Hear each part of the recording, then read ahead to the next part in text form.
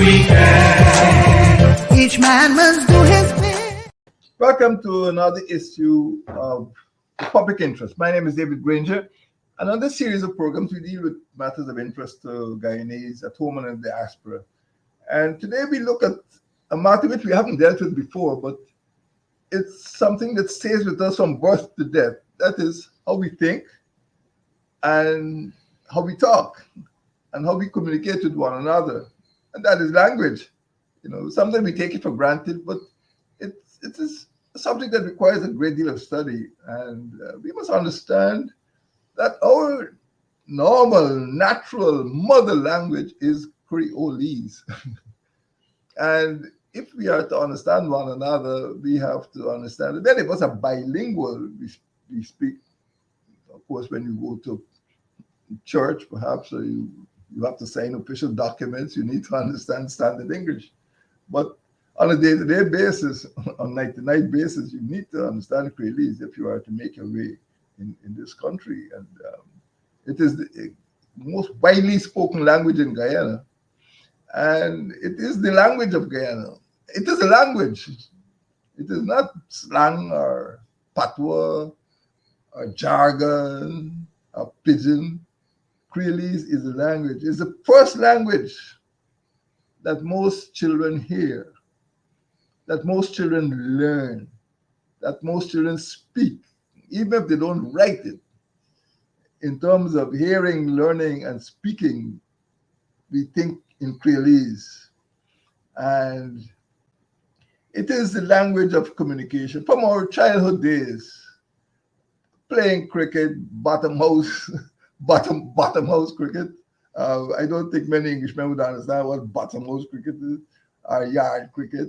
And for the most part, it is unforgettable, even though we don't use it as adults, maybe as much as when we were children. It stays with us for our entire lives. And we must understand it has a special grammar. It has a special structure, a special syntax. I mean, when you use expressions like, is runny run, make it fall down.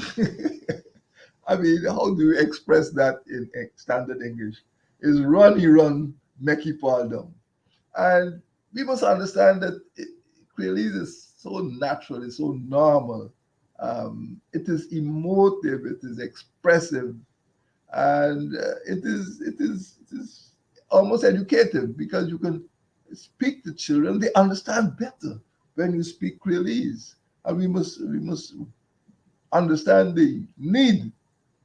I say needs, the need to talk Creolese. It is a necessity. It is not something occasionally that we could use, when we go to Parliament or when we go to the law courts or something. It's something that we need to use every day in communicating with one another, because it contains a lot of our culture, it contains a lot of our ideas. Now, language changes all the time, and there are many, you can say, dialects or sub-dialects of Creolese in Guyana. Depending on your ethnicity, many persons of Amerindian ethnicity, or Indian or African ethnicity may speak a slightly different form of Creolese. So it's based on ethnic origins, based on geographic area of residence. It's based on your social relations with other people. It's based on occupational differences, where you work. If you work in offices, or if you work in a mine, or if you work at a construction site. So between tongue and country, there are differences. Between coastland and hinterland, there are differences. Between village and plantation, in African village and Indian plantation villages. Between school and market. All of these are influences which affect the type of Creolese we speak. And they're distinct forms of Creolese. Amerindians in the hinterland who are removed from Indian villages on the quarantine, or African villages in West Coast Babisa, West Emara, are likely to speak a different form of Creolese. And we must understand those differences, because as Guyanese, we move around and we must be aware of the meanings of things that we hear in different parts of the country. You cannot expect that people who have come from, 4 different continents, that people who are drawn from 5 different ethnic groups, um, African, Indian, European, Amerindian, Asian, and people who join from 9 different indigenous groups. You can't expect them all to speak a single standard language. Each has its own rules, and each has contributed to the thing we call Guyanese Creoles. And many people don't use the word Creole. Some people speak of Creole, but Guyanese have the habit of calling their language Creolese. For example, there's a Jamaican Creole, but they don't call it Jamaican Creolese. For some reason, we end up calling our language Creolese, which is not recognized as the name of the language by some academics. But I speak of Creolese, and I think in Guyana we understand what Creolese means. But this language has been hammered out among our people for maybe 200 years or more. And you can see traces of the different people who have here, traces of Dutch, traces of Amerindian language, traces of Indian languages and African languages in different ways over the last 200 years or so. Let us begin with understanding, my friends, that Creolese is not bad English. It is not a bastard language. It's not broken English. It is not a pidgin. It is not patois. It's not jargon. It's not slang. It's a separate language. And those of you who think you speak standard English would know that that is how what we call standard English today wasn't always standard.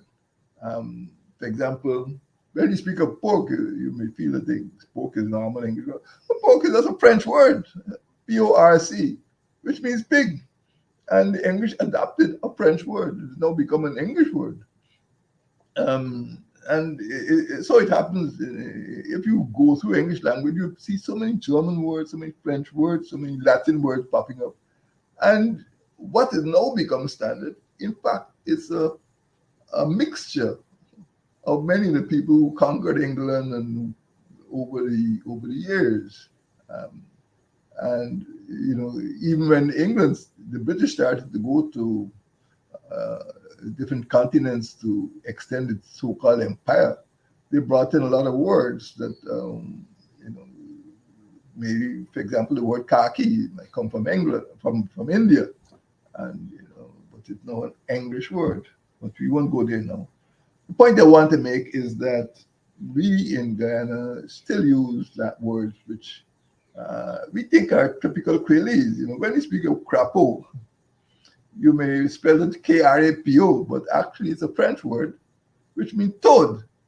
But if you ask Guyanese about a toad, they say, what's a toad? You say, and when you describe it, you say, oh, you mean crapaud? But the French, of course, spelled C-R-A-P-A-U-D, and we put K-R-A-P-O. Similarly, some people in rural areas might talk about picnic, and it is actually based on a Portuguese word which means pequenino, meaning a small child. But in colonial times, it meant a small black child, and it was regarded as derogatory to call somebody a pequenini. But in Guyanese, we don't regard it as a derogatory expression. We regard pygmy as a child. So it comes from a Portuguese word which simply means small. So we mustn't be embarrassed by speaking Creolese because, of ignorance about its origins. This is our language, and we must use our language with pride. Now, Creolese is normal, it's natural, and it's a national language, and it has come about because of the separate languages of the people who came to our country, and they had to speak to one another. So Creole is actually a fusion. It's not an invention of a particular person, or it doesn't belong to one ethnicity. It's a fusion of different languages because of our colonizers, because of migrants, and sometimes because of our neighbors. So it is unique. We made it, and we must use it because it helps us to understand the world around us. Uh, Academics and researchers have found that about 96% of Guyanese can speak Creolese, but the academics, as usual, try to put the language into various categories. For example, um, people who feel that they're higher up in society speak a form of Creolese that might be described as acrolect. Acrolect. Maybe they don't wish to use certain types of words, which might be described as basolect, that is from the lower classes, and then of course the people, there are people in the middle levels of society who may speak of mesolect. So you have acrolect for the upper, mesolect for the middles, and basolect for the laboring classes. So if you go into a timber grant or a gold mine, you better learn to speak basilect. If you go to market, you're buying vegetables, don't go and ask for eggplant and aubergine. You better learn to speak, ask for baygon, balanger. And of course, only then you get what you're asking for. Don't worry, too much of standard English when you go to certain places in this country. And then you have the variations, not only in Guyana, but in the Caribbean as a whole.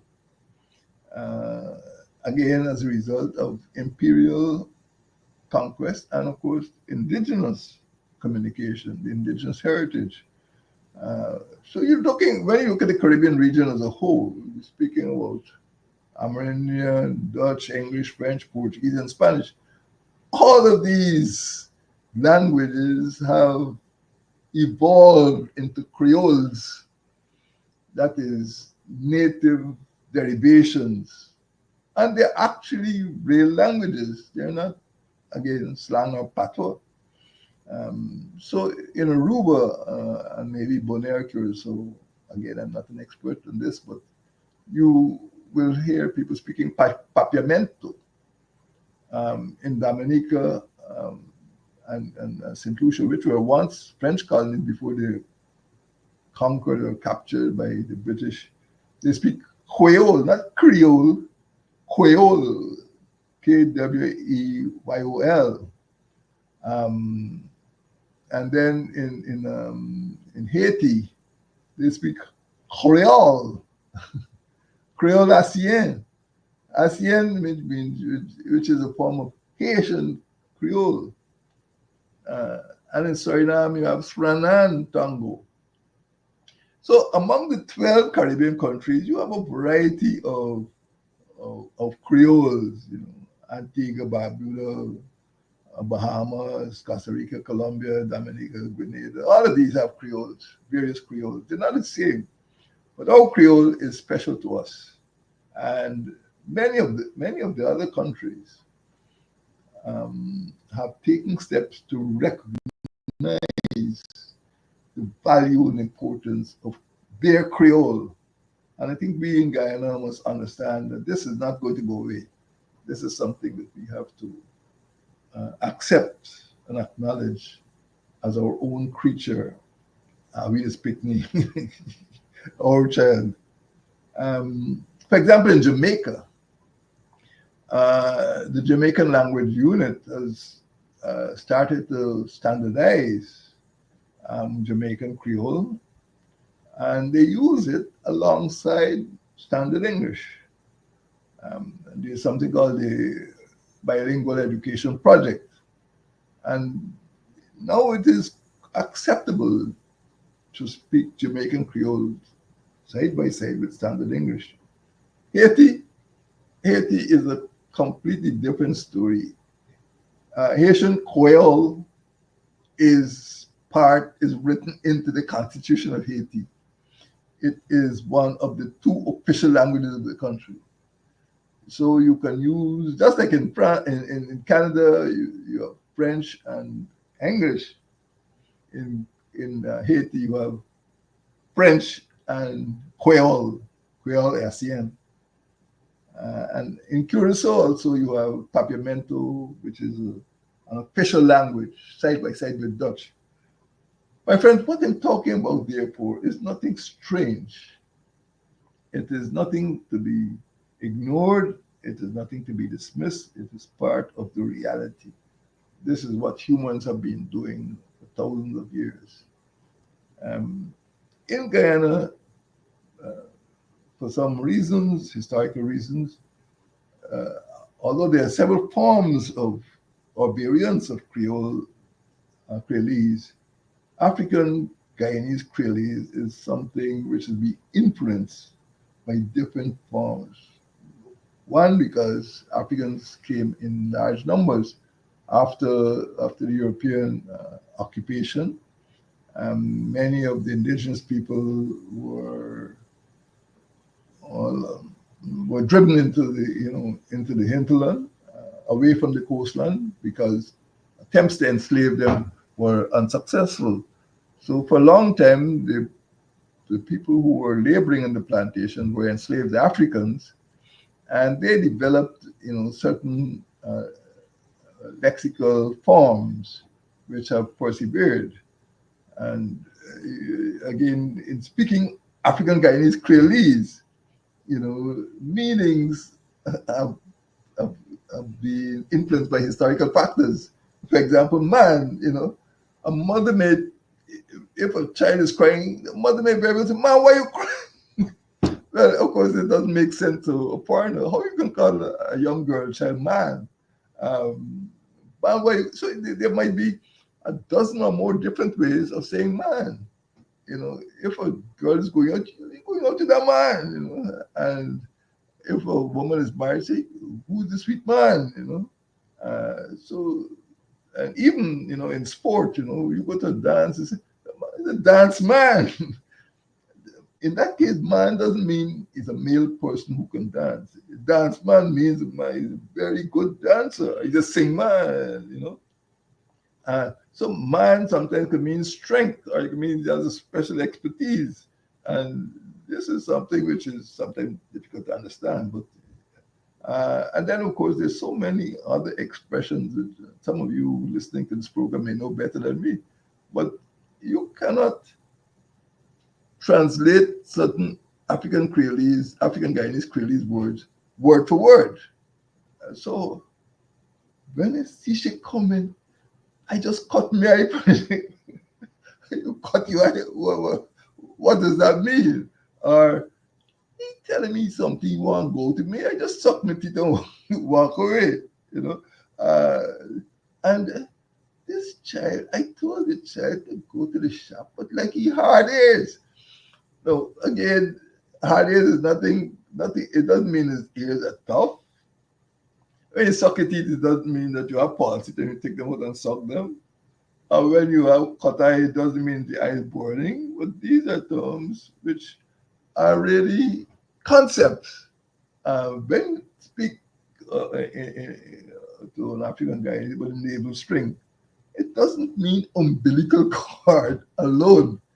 It means that there's something that used to be part of the human body which ties you, binds you to that oil, that soil, that piece of earth.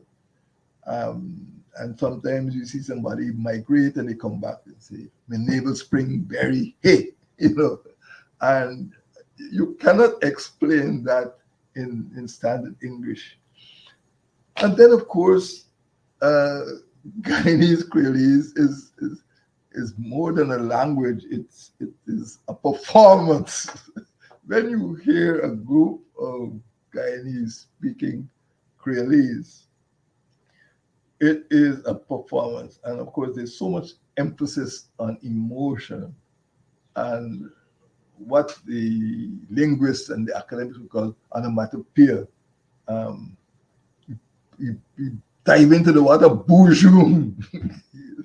Now, when you dive into the water, you don't just the bourgeon, and then when the ball come, he just lash the ball bradax, which means that he really hit the ball for six. Or maybe when people used to have caning in schools, nowadays you're not allowed to cane children. But waxing, I mean, a lot of grown people could tell you about waxing when they were being, caned in school. But these expressions, are representative of a language which is a living thing, which is very emotive. And again, for non-speakers, it is difficult to understand or appreciate. So again, there's a special section of Guyanese Creoles, which is really attributable to the experience of African Guyanese. And in case you could add other expressions, for example, when these people kwekwe, what is kwekwe? It is not a bridal reception. Kwekwe is something else. Kwekwe is a cultural experience, comfort, and so on. And then you speak with Ovia, and of course people have with Jumbi and other forms of parts of the spirit world. Baku. What is Baku? When you speak of Baku, people really afraid of Baku. Perhaps people never experienced Baku, but if you hear that house got Baku, you'd pass by a different street because Baku is not something to mingle with, And especially in West Demerara, when you see a green bottle on the foreshore, don't touch it. Baku might be in there. And so these ideas pass into our subconscious or pass into our living experiences. But they're all part of what makes us Guyanese. My friends, the acceptance of standard English as Guyanese, as official language, is well established. I don't think anybody questions the need for standard English or the use of standard English at certain levels, certainly at the courts and in parliament and in business transactions. But when you go to the marketplace, we know that Creole is commonplace. It's part of the medium of communication. When you go into a factory, or when you meet friends at a drinking spot, if you go to some club or something, what happened to buy? If you speak to home, speak to your children, man, why don't eat up your food? Run come and bring something from the shop. Run come. If you go into the offices, maybe some schools, certainly the schoolyards. I don't think it's very popular in the churches. The churches, at least Christian churches, try to stick to some form of standard language. And I suppose in the masjids, Islam, and they stick strictly to a Quranic form of language. And maybe in the Mandirs, Hindus will stick to some form of Hindi. But once they get out there, they speak a language that could easily be understood by the rest of the community, whether it's a religious community, a social community, educational community, occupational community.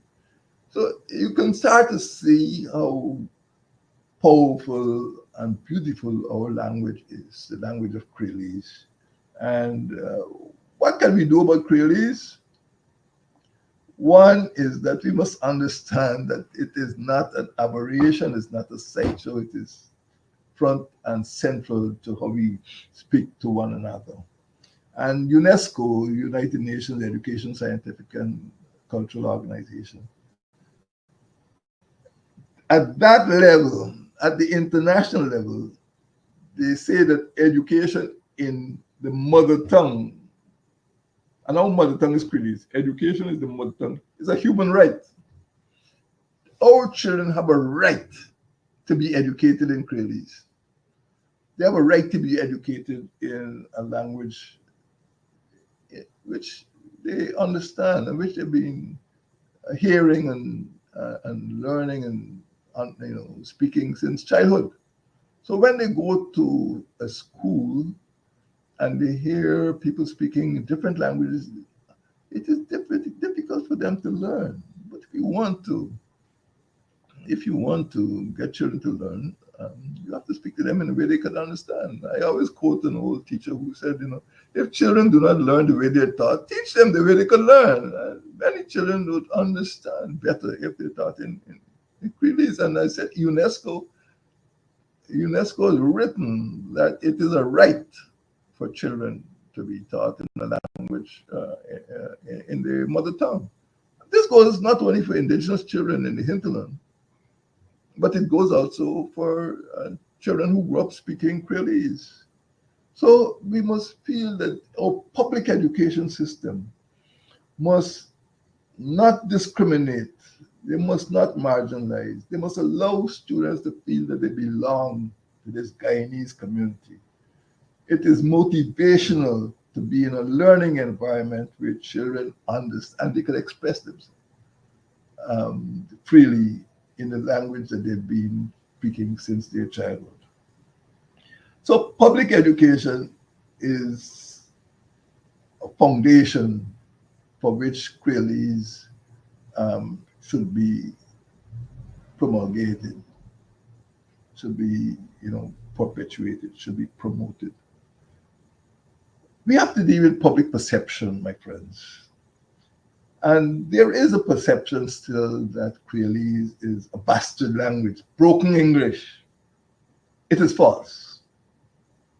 Let us understand that perceiving Creolese as broken English is false. Creolese is a separate language. Just as English is not broken German, Creolese is not broken English.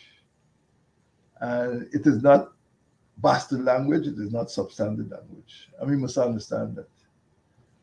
Although instruction is done in standard English, there must also be the appreciation of the fact that Creolese is our second language, a national language. And many of our children would do better if they are spoken to and taught in Creolese. Now, I don't want to go much deeper into this. This is something that the government must understand, the public education system must understand. But it is very misleading. It's a mistaken policy to instruct teachers not to use Creolese. And there have been instances in which people in official positions have been instructed not to use Creolese. Well, I can't agree with that. And worse still, I can't agree with penalizing children for speaking Creolese. Again, we must always regard Creolese speakers as being normal and natural. It is not backward.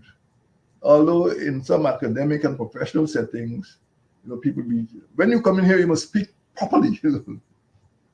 Well, Creolese is a proper language, and let us understand that.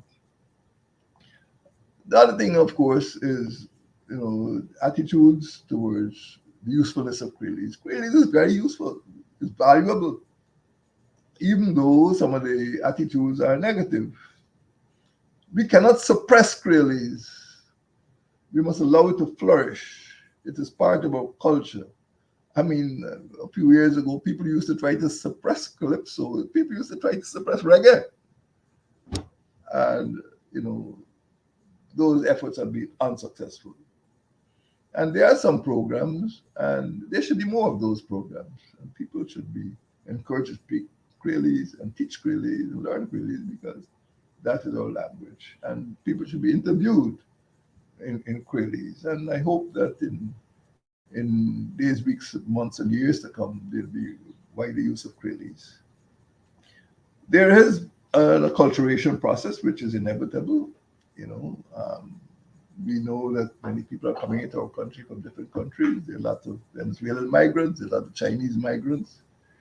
And, eventually you will hear forms of language which are very closely related to and understandable by Creole speakers, and that is inevitable. And if you go to the border areas, um, people speak forms of Brazilian, Portuguese. In fact, Brazilian Portuguese is different from the type of Portuguese you hear in Lisbon, in Europe. Uh, Spanish, again, has very strong influence in places like Aruba, Bonaire, and Curacao, where they speak Papiamento. Suriname has influences of Dutch and Swanan Tambo, and so that is a normal process. But acculturation is inevitable. There's no pure race that speaks a pure language anymore. You know, as they say, we are a global village, and people, once people meet and speak, there will be changes in language. Communication is important, and we need always, in whatever we do, to promote the use of Creole as our national language.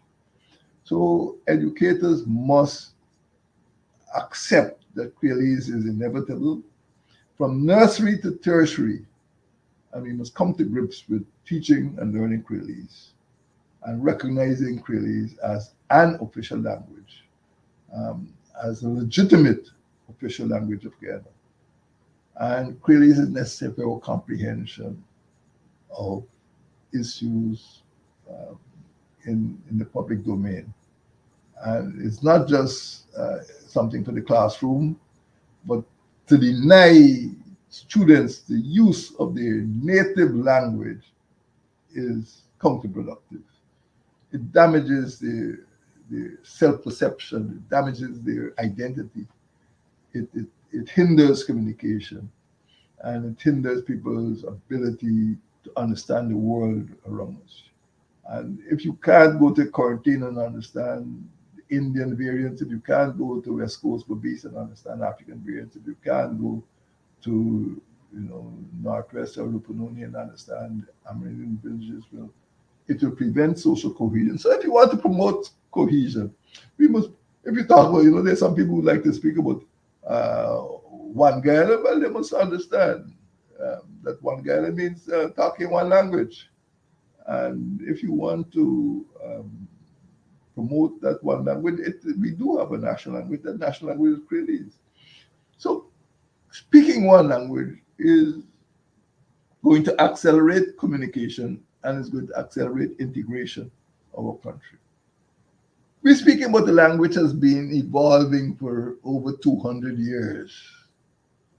It is not an invention of a political party or of a particular ethnic group. It is something that is all around us, that has been evolving for a very long period of time. It is unstoppable.